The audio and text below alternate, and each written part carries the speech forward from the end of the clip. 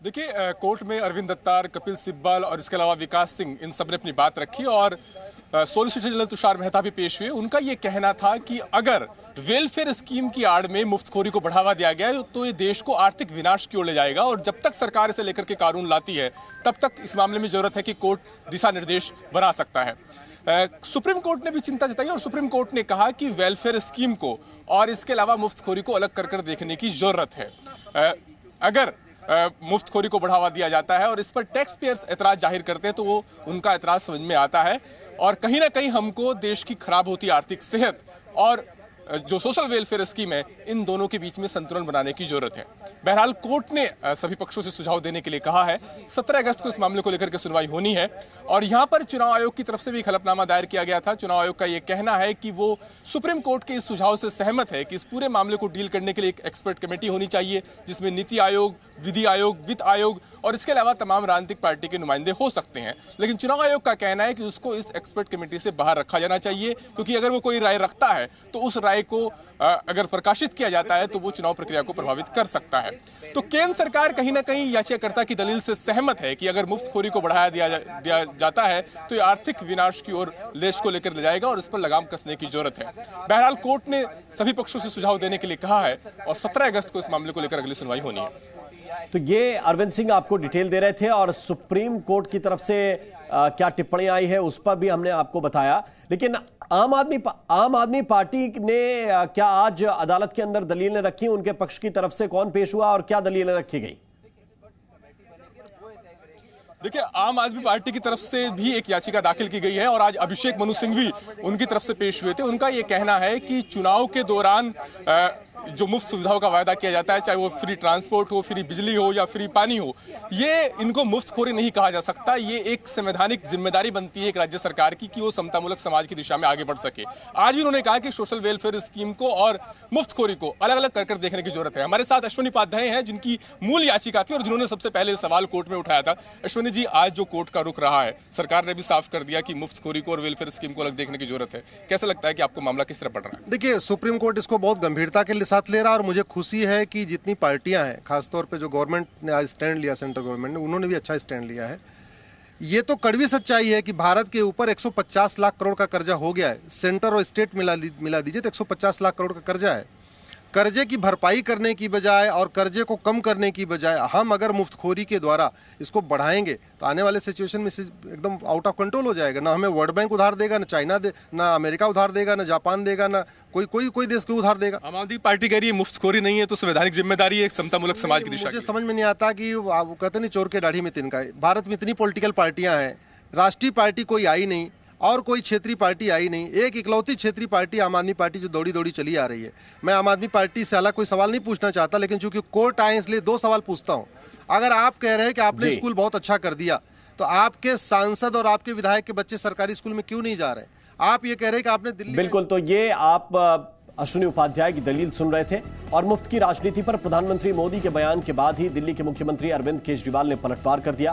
केजरीवाल ने तंज कसते हुए कहा कि जनता के टैक्स से दोस्तों को सुविधा देना भी धोखा है।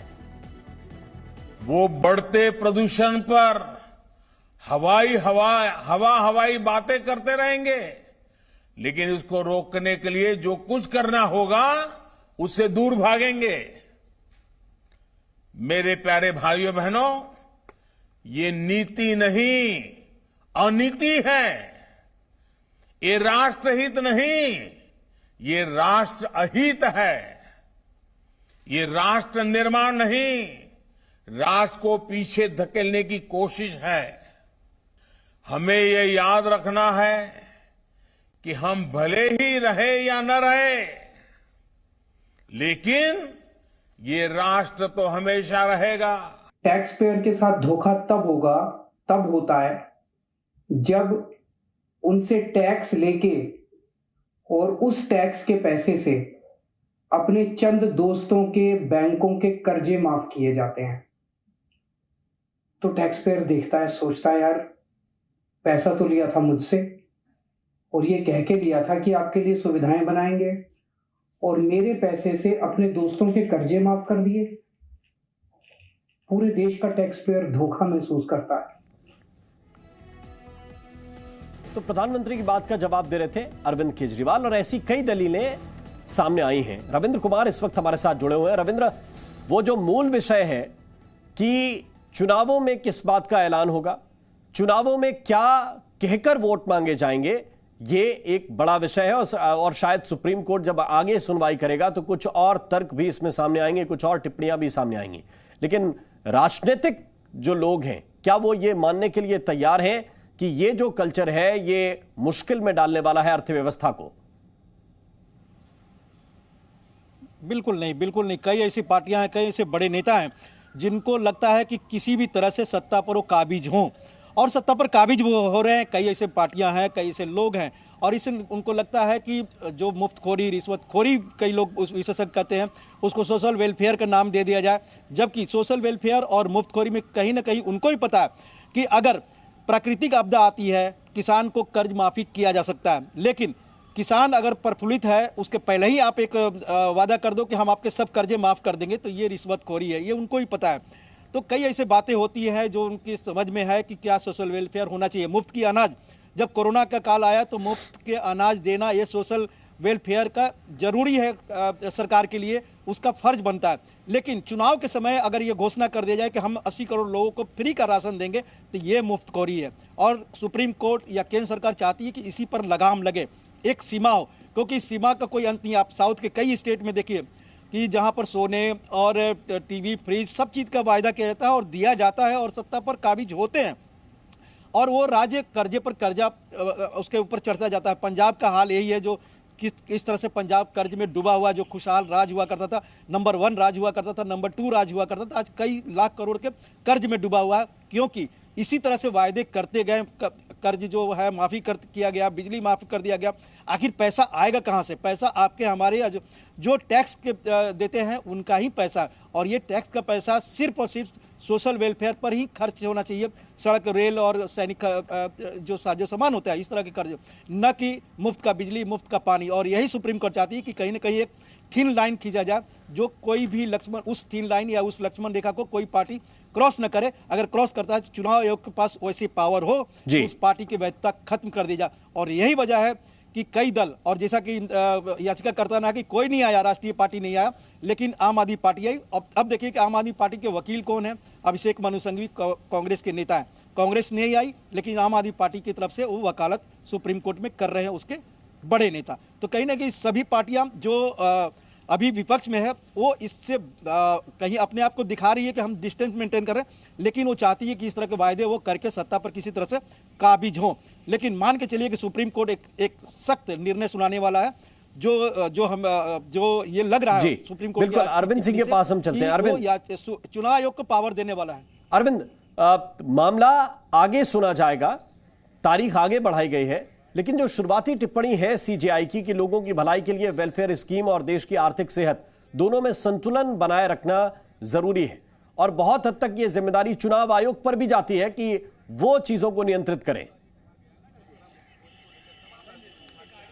बिल्कुल, चुनाव आयोग के 2 हलफनामे दाखिल हुए हैं राम, इसको लेकर के। एक पहला हलफनामा था जो अप्रैल में दाखिल हुआ था, जिसमें चुनाव आयोग ने कहा था कि वो राजनीतिक पार्टियों की इस प्रवृत्ति पर लगाम नहीं लगा सकता, और ये किसी राज्य की जनता को देखना है कि जिस पार्टी को वो सत्ता दे रही हैं, आखिर इस तरह की घोषणाओं से उस राज्य विशेष की आर्थिक सेहत पर क्या असर पड़ता है। कल एक नया अतिरिक्त हलफनामा दाखिल हुआ है चुनाव आयोग की तरफ से, जिसमें उन्होंने कहा है कि वो सुप्रीम कोर्ट के इस सुझाव से सहमत है कि इस पूरे मामले को देखने के लिए एक एक्सपर्ट कमेटी का गठन होना चाहिए।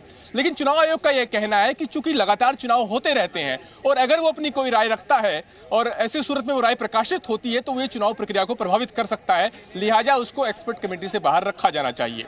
आज सुप्रीम कोर्ट ने, और इससे पहले भी सुनवाई के दौरान सुप्रीम कोर्ट ये कह चुका है कि यह बेहद संजीदा मसला है जिस पर विचार विमर्श की जरूरत है, और इसी वजह से हमने एक्सपर्ट कमेटी के गठन की बात कही है। लेकिन इसमें कोर्ट किस हद तक दखल दे सकता है, ये हमें देखना होगा। तो ये कहीं ना कहीं कोर्ट ये चाहता है कि इस पूरे मामले को एक्सपर्ट कमेटी देखे, और इस एक्सपर्ट कमेटी में विधि आयोग, वित्त आयोग, तमाम राजनीतिक दलों के नुमाइंदे शामिल हो।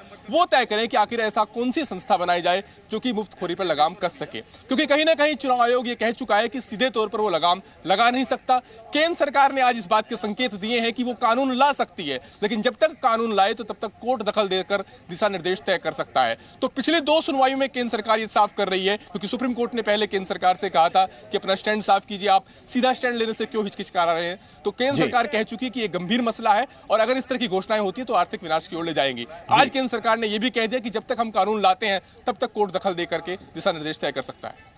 बिल्कुल, बहुत बहुत शुक्रिया, बहुत बहुत धन्यवाद अरविंद सिंह आपका इस पूरे अपडेट के लिए, इस पूरी जानकारी के लिए। तो आगे सुनवाई होगी और तब सभी पक्षों से कहा गया है कि वो अपनी तरफ से हलफनामा दायर करें, अपना पक्ष लिखित में सामने रखें।